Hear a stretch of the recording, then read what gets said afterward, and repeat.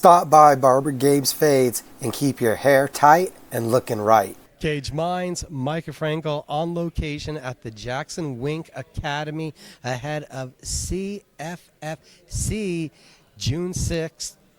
We're going to Four Bears, North Dakota. Chris Brown, change of opponent, was fighting for a middleweight title. We got an interim title. Do we just have a change of opponent? What's going on? Get us up to date. Breezy's fighting for an interim title now. The real champ, whatever you want, the fake champ, pulled out because he said he couldn't find a corner for a title fight after he already signed the contract. So I've heard a lot of excuses. As y'all know, I'm like the boogeyman of MMA out here because nobody wants to fight me. And this just proves my point that their champion had to come up with an excuse like that. You couldn't even say he was hurt. Chris Brown, if we killed the surprise, is now a middleweight. Took a while to get here.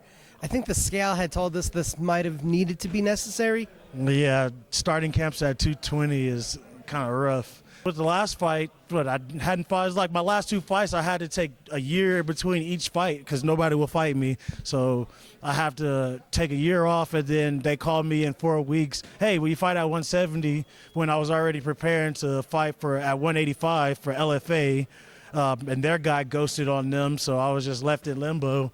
And then I get hit from CFFC, say, hey, we got this undefeated guy that nobody will fight. Will you fight him? So you know me, it's like, yeah, hell yeah, I'll fight him. So, and they're like, well, you make 170? I was like, I'm going to try. I almost got there.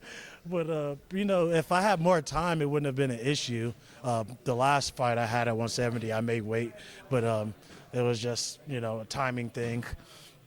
Then why are we making this move? Is there opportunity? Is it necessity? What is the reason for this change to 185 for Chris Brown? The UFC said I'm too old for 170. They aged me out. They called Wink and told us that I'm too old. After having me sit on standby, they had me on injury reserve for like 6 months. They called Wink, said, have Breezy stay ready. I'm training. I was in shape. I was ready to go. And then 6 months later, they get a call. He calls Wink and says, Breezy's too old.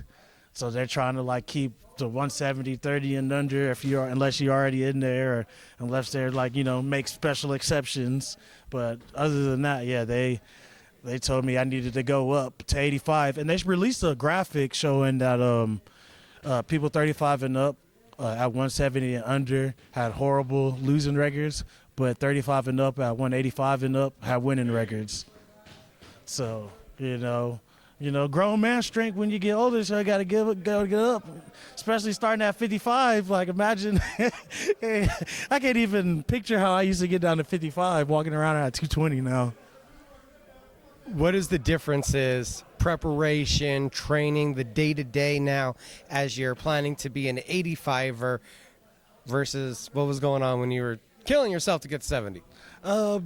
Just a lot of more conditioning. My strength, I'm feeling really strong. I feel great.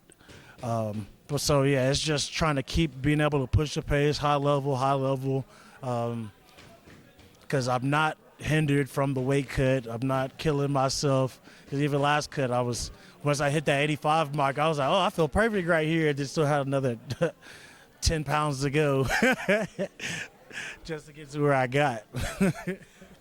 Now that you're fully committed to 85, does that change up anything for what you're doing, for how you're approaching the game? No, now they got to deal with big body Breezy. I'm in take mode. Look at me. Chunky Breezy. Big out here, looking big out here. But no, I feel switched up my style a little bit because I know refs or judges or whatever don't really understand the things that I'm doing in there, or they don't think there's power in my punches or kicks because they say I'm flailing like Randy Couture's bitch ass was talking shit at that last fight. Yeah, fuck him. But my opponents, how they feel when I hit them. Now it's just I got more weight behind me. My wrestling feeling great. I'm feeling just really strong. Camp is going great. We got a lot of good bodies in here. Pretty much everybody in here was an 85er, so it was a natural move up. because we got nothing but 85ers and light heavyweights right now. So just the training that I've been doing at just feeling great, not stressing, being happy, not fucking miserable from a whole camp. But other than that, man, just grinding, and it's been great. Randall Wallace is jumping in to replace Kyle Dawkins, a very experienced regional competitor. Looks like 2/3 of his wins are finishes. So much credit to him for jumping up on the short notice. What are your thoughts about the new challenge ahead of you? Same difference. Just it doesn't make a difference to me. Whoever gets in there is gonna, get some Breezy in their life. Been ready to fight. I've been won this championship. The original champ pulled out, so that just shows he got fear in his heart, just like the rest of his guys. I'm just glad he actually took the fight with Mr. Wallace. So kudos to him for that. But I'm gonna have to put it on him. How much of a change-up do you feel it is between the two opponents? Because, at least for Kyle Dawkins, we know he's very particular style where he's very upright with his striking, and you have to watch out for the Doris choke. He's trying to get guys into that position all the time. So I'm guessing there's a major difference in at least, the points that you have to be focused on. I really don't have to change anything. Defending takedowns, if he wants to try to grapple, is basically what I do anyway. So really nothing changed except I'm fighting someone my height instead of taller. So that makes the striking easier. So yeah, no real change for me. Interim title fight. Are we expecting Kyle Dawkins here very quickly after this one? Yeah, supposedly we're supposed to have the unification fight somewhere. He pulled out of the fight because he told them he didn't want to fight me in North Dakota, and he wants to fight in Philadelphia because I guess that's where he lives and trains at. But I just fought in Philadelphia against their undefeated prospect. So we're supposed to unify that belt somewhere once I win this belt.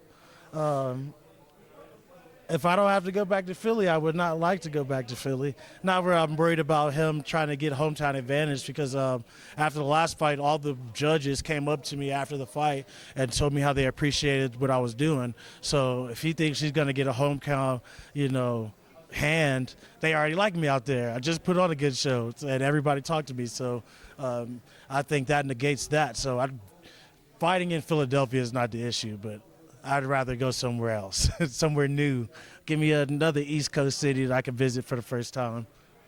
In North Dakota, Chris Brown loves you. He's happy to go up there and see you guys. There's North Dakota, so now I can check off both Dakotas. I fought in South Dakota, and now I fought in North Dakota. So, come full circle on the Dakotas. 15 pounds heavier.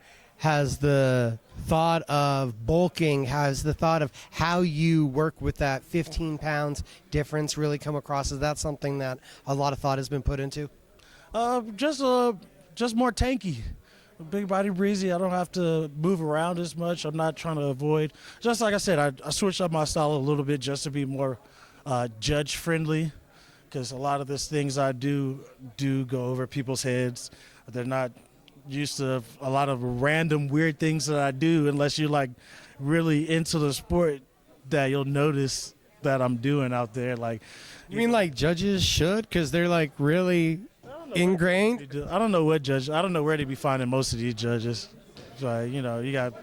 Have you seen other fights I've had, like for PFL, when they have very questionable decisions, and everybody on the staff is looking around like, what the hell is going on?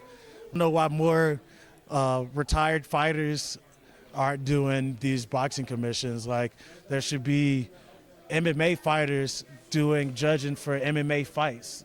There's plenty of fighters in every state. Somebody needs to figure it out. We got Big Body Breezy. We got June 6th. We got the interim middleweight title on the line on UFC Fight Pass, CFFC. Guessing you're expecting a knockout? Oh, yeah. It's going to be a finish for sure. Breezy back on. It's going to be a good show. You're going to see some exciting stuff. You're going to see some stuff you've never seen, so pay attention.